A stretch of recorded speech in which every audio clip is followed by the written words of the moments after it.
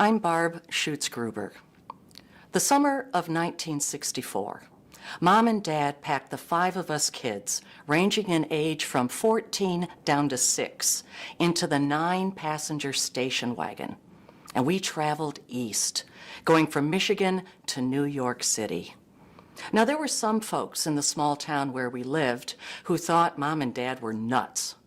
Stories of gangs, crime, plus all the wild reports that spring of how dozens of New Yorkers stood by and did nothing to stop the brutal murder of Kitty Genovese, who was a young woman simply walking home from work one night.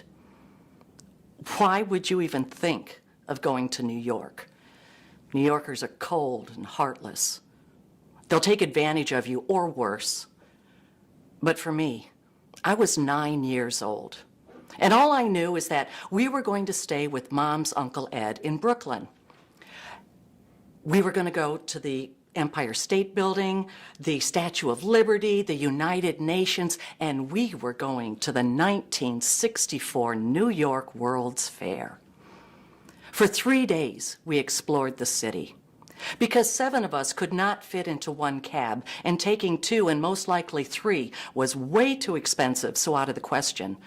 All of us walked the streets of New York, miles and miles of cement, buildings that blotted out the sun and even the sky sometimes, noises and strange smells, people, so many people rushing about, no one looking at anyone.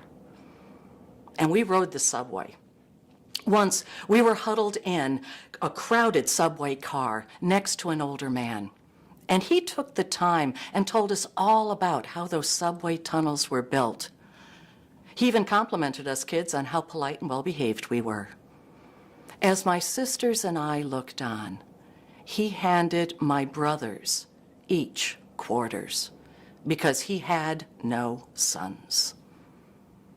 And then, with a wink and a smile, he handed quarters to us girls too, because how could he leave out such lovely young ladies? The day we went to the World's Fair, it was after midnight by the time we got back, much to Uncle Ed's worry and apprehension. At $2 a ticket, Mom was going to make sure that we saw every inch and got our money's worth, so we did see every inch of the over 600-acre complex. We stayed right up till closing and barely caught the last ferry that would take us from Queens back to Brooklyn. After a long day of heat, humidity, crowds, overstimulation, we made our way to the deserted upper deck of that ferry. It was so nice to be somewhere quiet and no one else around anywhere. My 2 older sisters and older brother collapsed, each on their own bench. My little brother fell asleep with his head on Mom's lap.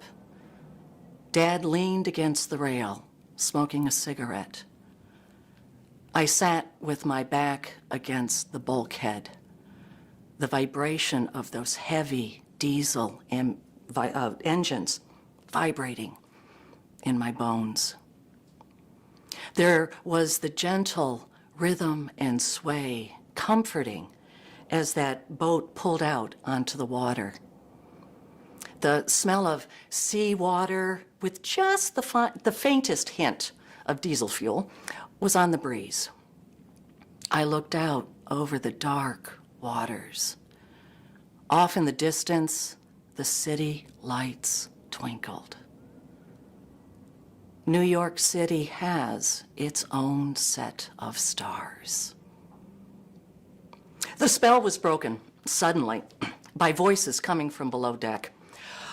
Loud and boisterous, 6 or so teenage guys pushing and shoving stumbled up the stairwell, spilling out onto the deck. They took one look at us and said, "Tourists." Slowly, they divided, forming a half circle around Dad.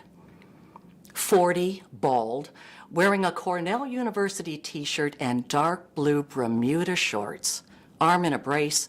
Dad was a contrast to those city boys, with their slicked back hair, blue jeans, white t-shirts, cigarettes neatly rolled up in the sleeve. With a swagger, one of them stepped forward, and as the others laughed, he taunted, "Hey, old man, all those kids yours?" Dad exhaled slowly, stood up, turned, and said with a smile, "Yeah, isn't it great?" The voice took a step back. "Well, yeah, guess it is." Dad continued, "We're from Michigan. New York is a great city. What borough are you fellas from?" There was a moment of awkward silence, and then those boys began to talk. I watched as Dad asked questions and listened intently to whoever was speaking, and the posture of those teenagers changed. They relaxed, and soon they were shifting easily from one foot to another, interrupting each other to get a word in, laughing, gesturing as they spoke. Even the one who stood awkwardly at the back of the group was brought in and became part of that conversation. A movement off to the side caught my attention. A crewman had come up on deck. He stopped dead in his tracks. He looked at Mom, the 5 of us kids, Dad leaning against the rail, surrounded by a group of young men who were gesturing as they spoke. Without saying a word, he walked away. A few minutes later, he was back, this time with some of the other crewmen. These men all looked like my uncles who worked construction. Thick arms folded across broad chests. They stood like a wall with feet planted. One of the teenagers noticed the men in the shadows, watching them.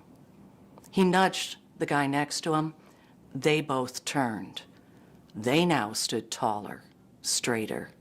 They planted their feet, eyes narrowed, fists clenched.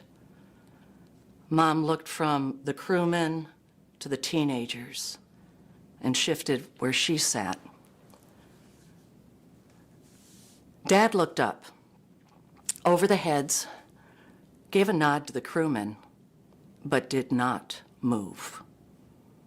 He stayed, leaning, relaxed against that rail, and continued his conversation with those teenagers.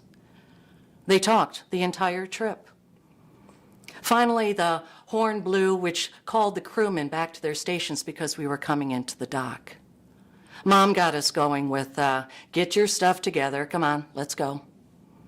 Dad said with a smile, "It was nice meeting all of you. You fellas take care."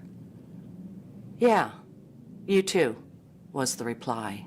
And those teenagers headed down the stairwell, and we made our way off the boat and back to Uncle Ed's house.